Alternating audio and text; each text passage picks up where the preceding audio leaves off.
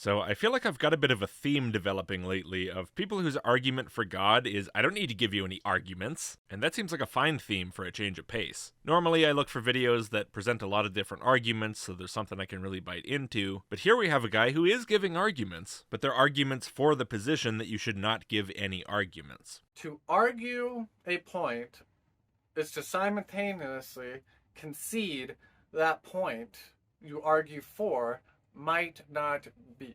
No.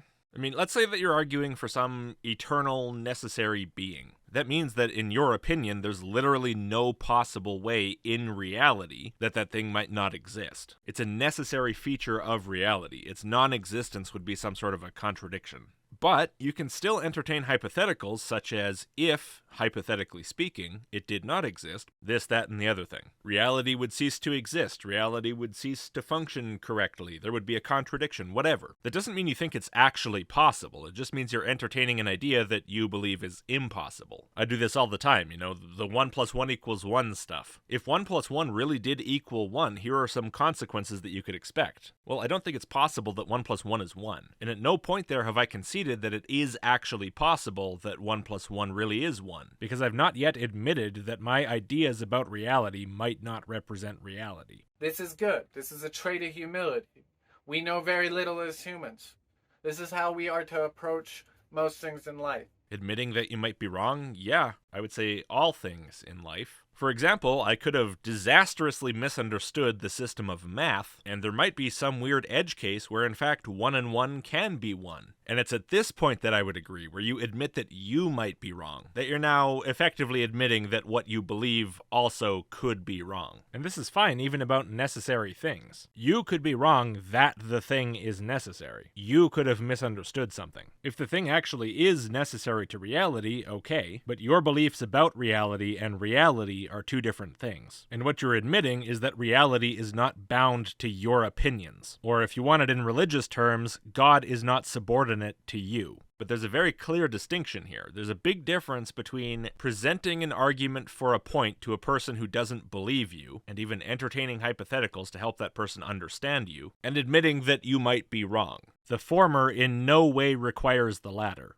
Now, I don't think there should be any circumstance where you don't admit you might be wrong. I think that's foolish. I think that leads to people believing really dumb things all the time. But you can do the one without the other, because when you argue a point, the issue is not with how certain you are, it's with how certain the other person is. That person doesn't believe you, you have to argue to convince them. This is how we are to approach most things in life. Besides that what is certain. Point in case, God. The binary of sex. Abortion is murder. There are truths that are not my truth, not your truth, not our truth, but truth. These are certainties. Truth exists. Okay, I'm not going to argue about whether anything you just said is the truth. That doesn't matter. The specifics don't matter here. I agree that there are things about reality that are true regardless of what anyone thinks about it, or knows about it, believes about it. In fact, true regardless of whether there are any people at all. As you say, things that are objectively true about reality are not my truth or your truth. They simply are the truth. This is kind of tautological. If there's a reality, then something is real. That which is real is the truth. Statements that accurately correspond to that reality are true because they describe the truth. But the problem is, that doesn't make it a certainty. Reality exists, so there is something that's true. But certainty about that truth in the human mind does not necessarily exist. And if a feeling of certainty exists, that doesn't make you actually right. There's always room for, what if I'm wrong? What if I've been misled? What if I've misunderstood something? What if I don't have infinite knowledge about everything in the universe and outside of it? And that applies even if what you believe is in fact true. So when you admit that you might be wrong about something, when you admit, okay, I have, 99.99999999999% certainty, but it's not absolute, it's not 100%, what you're really admitting is that you're not all-knowing. You're not a god. Not that your God is not a god, that you're not a god. As you say, it's an act of humility. And yet apparently in these cases, you're not supposed to be humble, you're supposed to be arrogant. You're supposed to elevate your mind to the status of godhood. Okay, have fun. Good luck winning converts. Let's just say that. Baseline. Truth exists. there is one truth that exists, not 1,000, not an infinite amount. A couple of those things you brought up as absolute truths were more a matter of your preference of definition. But for things that are descriptive of objective reality, regardless of perspective or word choice or anything like that, then yeah, I agree, but that doesn't make them certainties. Saying something's true and saying something's certain is saying two different things. One is about reality, and one is about your beliefs about reality. I must admit, at this point in the video, I'm a bit concerned that the fact that there's a distinction there might be lost on you. To argue any of these points is to concede that these certainties might not be. No, again, you keep conflating different things. To admit you might be wrong, to admit you're not absolutely certain is to concede that it might not be. But merely arguing the point doesn't involve conceding anything. It just means you accept that the person you're arguing with doesn't believe you, and you want to convince them. You keep starting off talking about one thing and finishing talking about a totally different thing. This is to give credence to the enemy that wishes to destroy these points. Credence? Meaning believing them. Holy shit, I guess I belong to every religion I've ever argued against now. And by destroying what is certain, you leave only what is now uncertain, and you sow discord. It's dissension. Dissension meaning a difference in opinion, an argument. Yeah, you had that already. That's why you're arguing. You didn't sow it. It was already plenty well enough sown. But again, how does arguing imply destroying what is certain? Never mind. I like your mannequin hugging your mouthwash. Where there was a Garden of Eden, you were certainly not to eat the fruit. Someone sowed uncertainty, and you engaged in the uncertainty they sowed on what was certain. So what if instead of not interfering, God had showed up and argued? You know, the serpent says, "Hey Eve, I really don't think you'll die, because when you eat from it, you'll know good and evil." And then God shows up, and he's like, "Hey, are you even listening to this clown? Did you hear what he just said to you? You won't surely die, because God knows that if you eat from the tree, you'll know good and evil." Well, that doesn't imply you're not going to die. These are totally unrelated statements. They have literally nothing to do with each other. Here's what's going to happen. You eat from that tree, you'll know good and evil, and then you're going to die. These are obviously not incompatible. And then Eve's like, "Holy shit, that's such a good argument. I was just born like yesterday or whatever, so I have an excuse as to why I didn't think of that. Hey serpent, what's your excuse?" Instead of the uncertain person listening to the serpent and damning herself to hell by accident, the certain person, God, showed up and saved the day with an argument, and saved all of humanity from the hellfire. But no, in the actual story, he doesn't show up, and Eve is seduced into becoming an unbeliever, because God didn't care enough to bother, even though he could have avoided the entire situation, which is what you're advocating for. Bowing out of the conversation and just letting people like me convince everyone not to believe in God. Which is cool and all, thank you. But are you even Christian? Seriously. You conceded that what is certain is now in the realm of uncertainty. If you argue from the side of the atheists, which I'm pretty sure is what that analogy's about, but surely you think you would be arguing from God's side, though. This is weird. The biggest transgression of this that has been going on for years now is debating for the existence of God. Yeah, look, I don't want to be taken the wrong way here. I'm not trying to argue you out of this position. You understand that. If Christians overall would stop trying to debate and stop trying to pretend like they have good reasons for anything, and just declare to the world that they've got absolutely nothing, that'd be fantastic. I'm 100% on board with that. That'd make my life a whole lot easier. I'm just surprised you're essentially telling them to forfeit the game. Just let us win. It's just not what I would have expected if I didn't know what video I was starting to respond to. There is no debate.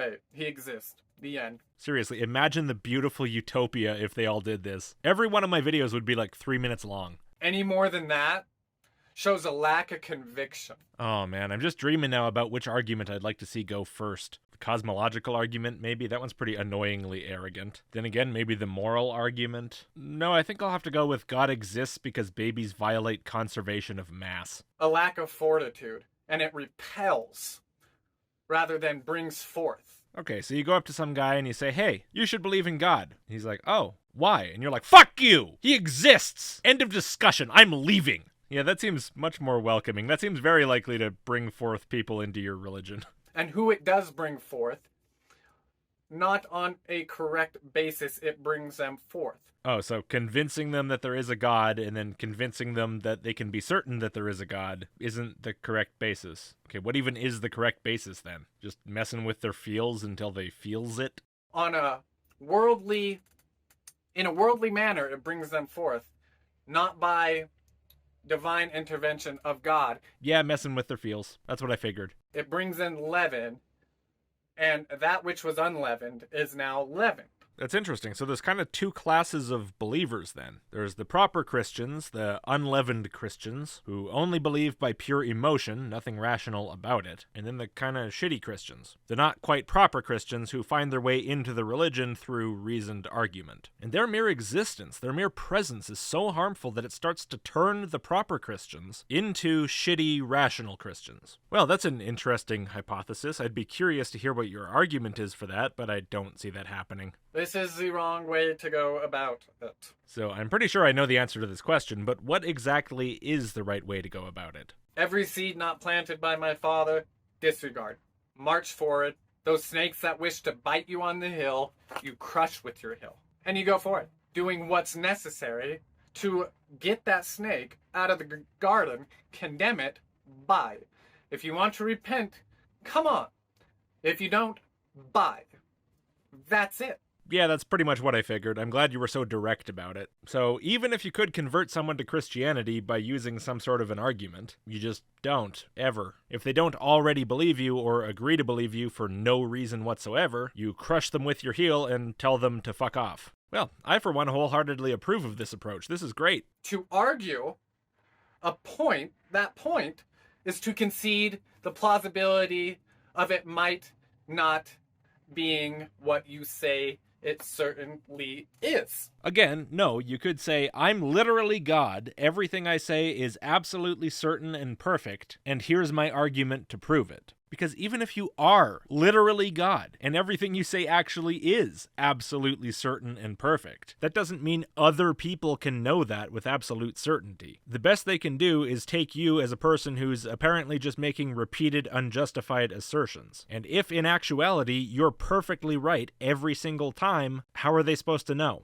Maybe that works on the people in your church. It doesn't work on others. Never change, please. I hope the people in your church can convince all the other Christians to act this way too. When a viewer watches a debate and they are certain that abortion is not murder, the debate will not change their mind.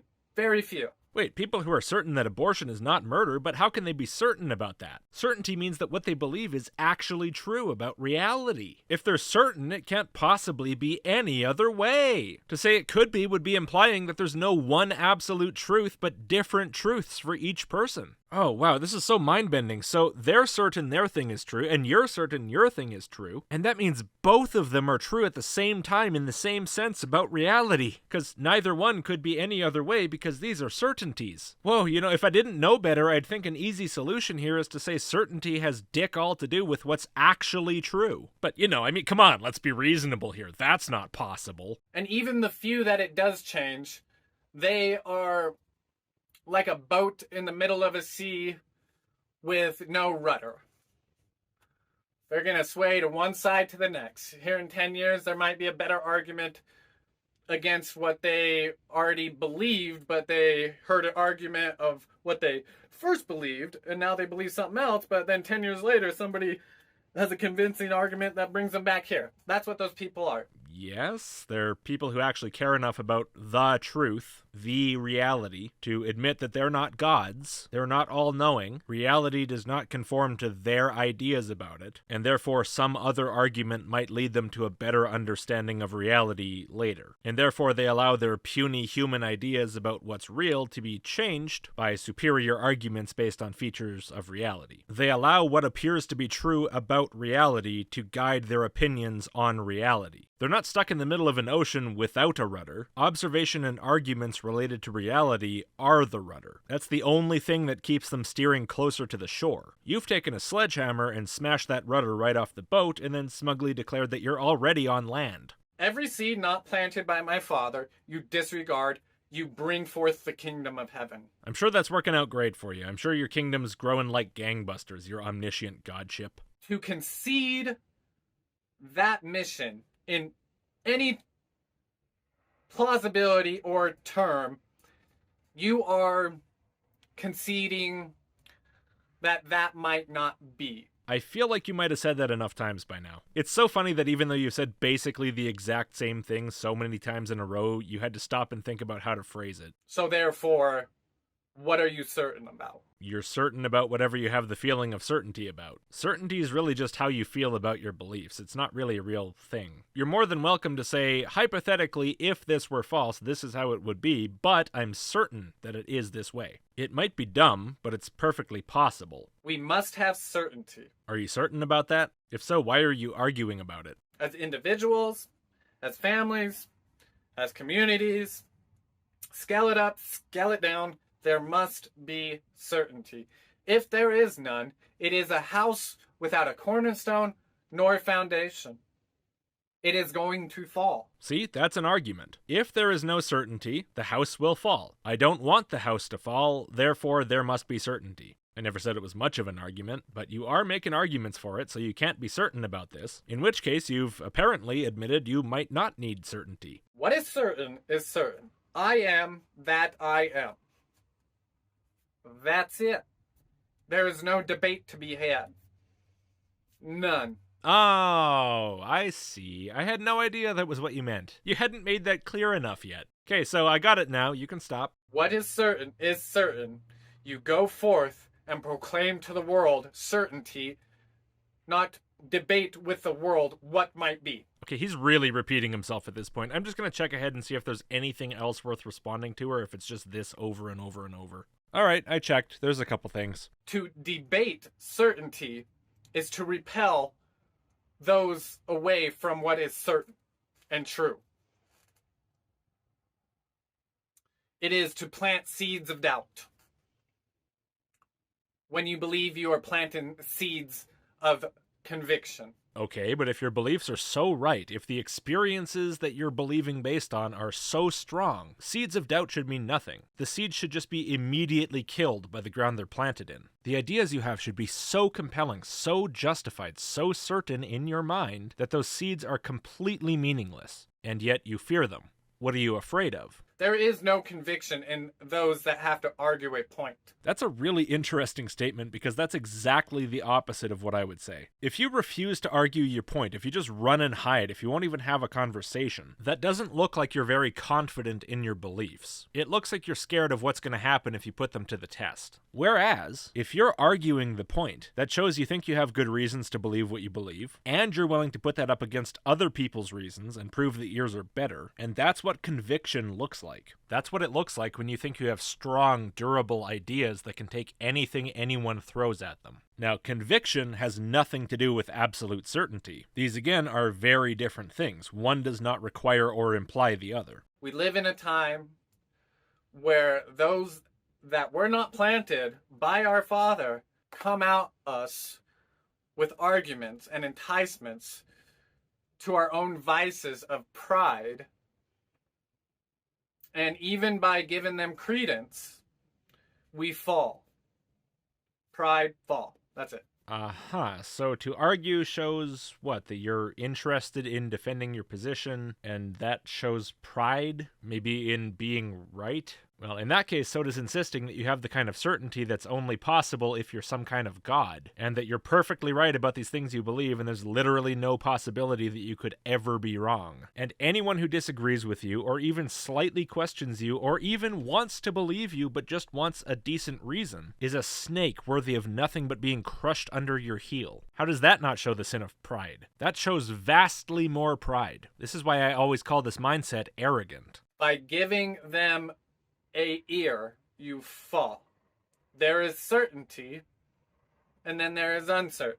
By giving them an ear, you fall. So even by listening to what they say without even engaging with it, without even arguing, just giving them an ear, Again, do you see how this sounds like you have no confidence? It sounds like you're absolutely terrified of what's going to happen to your precious belief if you listen to someone with another point of view. And your fears are probably warranted because it sounds like you base your belief intentionally on absolutely nothing, except maybe a feeling of certainty. But there's no foundation to any of it. It's a house of cards built on air. There's nothing there. The cards are your certainty, and the air is your total lack of reasons for that certainty. If you debate that which is certain, you put it in the realm of uncertainty. Therefore, you concede the entire basis of what you believe to be certain to this person that is questioning your certainty. What is certain, not your certainty, but what is certain.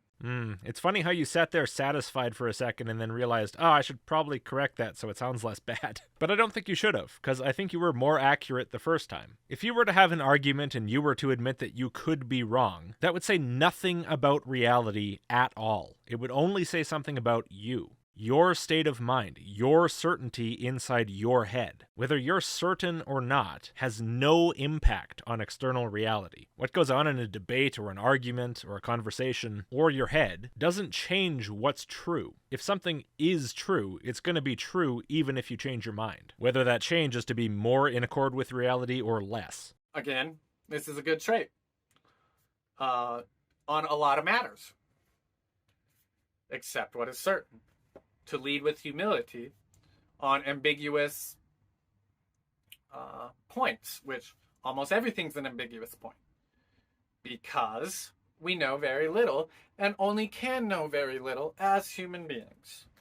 This is the crux of all of us. Right, sure. We know very little. We have a limited view of what is true in reality. To figure out what's true, we have to accept what our senses tell us, what our brains interpret, maybe reasoning, arguments about it, maybe infer things from evidence. We don't have a direct view to reality itself. We can't access the direct truth of things. And this goes equally much for your feeling of certainty, your religious experiences, reading the Bible. None of this is directly accessing reality. This is all reality filtered through your brain, and potentially filtered through other things as well, such as a book. Even if God himself spoke personally to you, you still would not reasonably be able to say with absolute certainty that that's what happened. Because you can't access the truth of what happened, all you can access is your experience of what happened. The limited human scope is all you have, ever.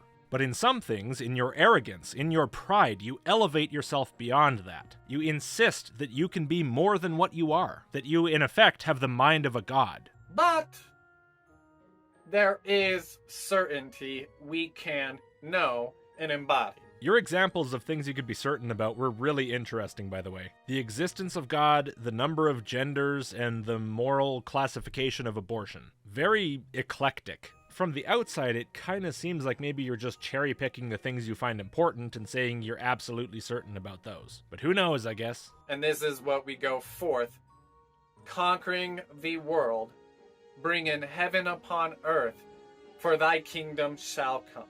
Go out there and subdue the earth. By refusing to even try to convince anyone of anything that you think is important. Good luck. You're gonna need it. Anyway, that seemed to be some interesting psychology on display. Thanks for watching that. Before you go, please do give the video a like and click subscribe if you haven't. If you like the channel, please do consider supporting. Even like a couple bucks a month goes a huge way. And big thanks to everyone who's already made that choice. For early access, sign up to the email list at list.logicked.com, and I'll see you next time.